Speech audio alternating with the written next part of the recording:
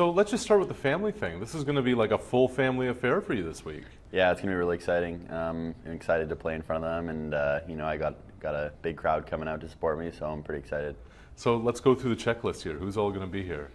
We got my mom, dad, sister, two sets of grandparents, uncle and aunt, and then maybe some friends from Pickering. Is this the biggest family contingent? Well, when I play in Toronto, I kind of get the whole crowd out. Probably a couple more family and a lot more friends come out to Toronto. But it's pretty exciting, and it just shows how much they love me and how much they support my career path that I've chosen to drive all the way out here. And even one set of grandparents are flying all the way down from Florida for the next couple of days. So it's pretty exciting, and I'm so thankful that they're in my corner.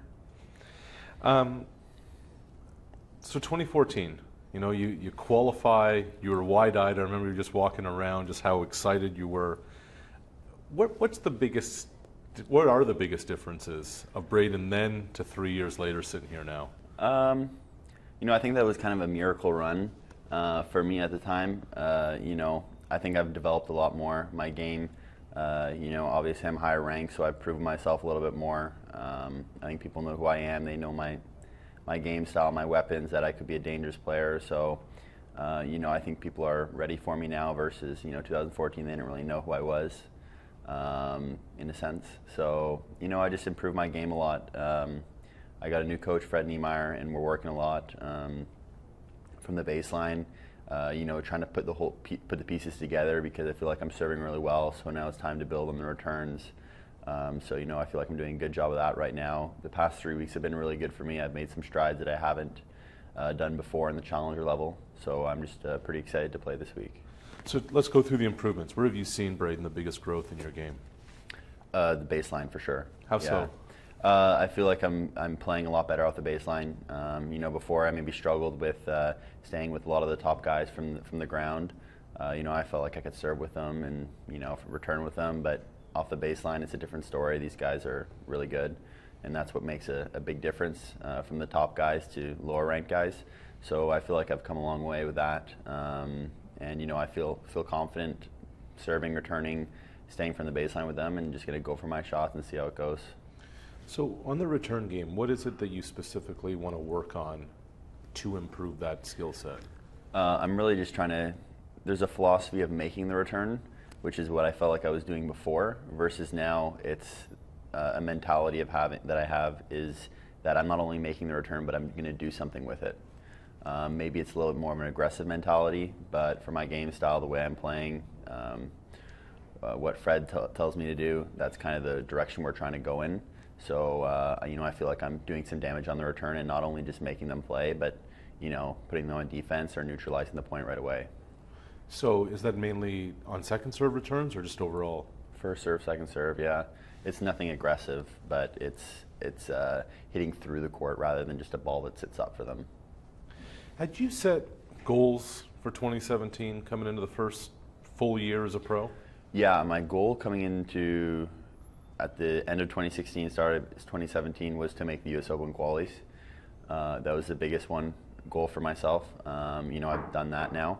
Then the new goal that I set for myself at the beginning of the summer was to crack the top 200 and make a final of a challenger. So I made the semifinals of a challenger so far. I cracked the top 200, but I just haven't got to the final yet. So that's kind of my next step. And when I go out there this week and play, it's just to have fun and play loose and go for it, because I've been granted an opportunity that I didn't really think that I was going to get in the first place.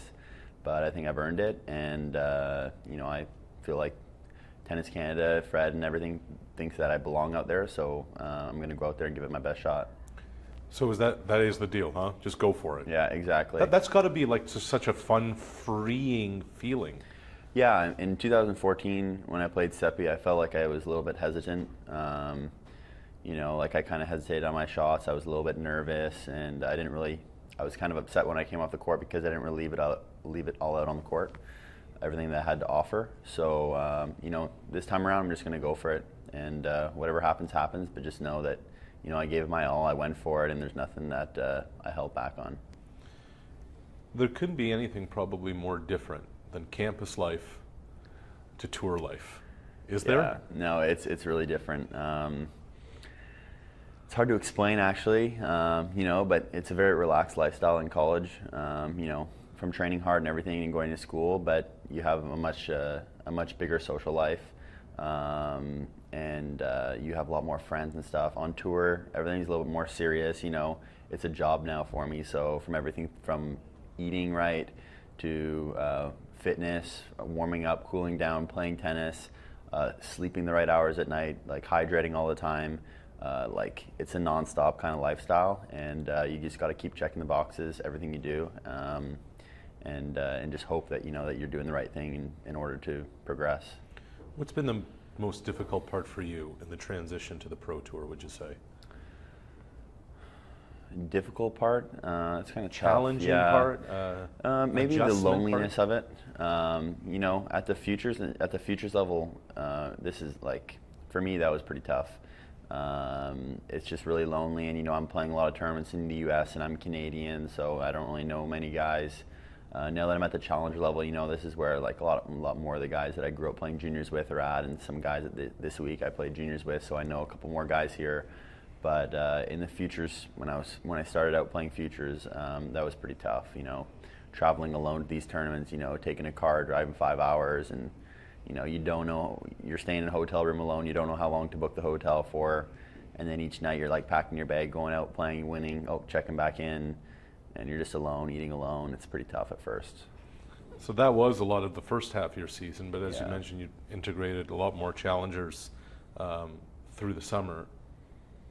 What's next, man? What do you have what's your outlook as into hardcourt season and into this off season?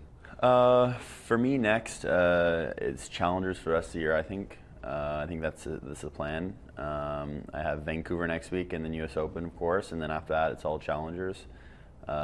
Take my cuts, and the next goal for me will be to win a challenger. That's kind of the way I want to go. And then looking at 2018, hopefully starting off the year in Australia, healthy, and putting in a good off season. Fred's worked with a lot of young guys. He worked with Milos when he was first coming up. He worked with Vasek when he was making his breakthrough. What's he instilled in you that's made you understand more about yourself, more about your abilities, more about your potential? Just a lot of confidence, and trust. He is a coach, obviously, that's, like you mentioned, he's worked with a lot of great players. And everyone he's kind of worked with has really developed a lot and gotten a lot better. So I have a lot of faith in him and what he's saying. And I think that's the biggest, the best attribute a coach can have, or an effect on a player, is that if the player believes that, whatever the coach is saying is going to help him, and I fully invest myself into Fred and what he's saying, that it'll pay off. And it's just that kind of trust that I have in him, that that I'm going to listen to him and I'm going to do what he's saying, and I'm going to do what he says, and I'm going to head in the right direction. This would just air this part of it right before your match or even during your match. With Gasquet, Borfiga's known him for a long time.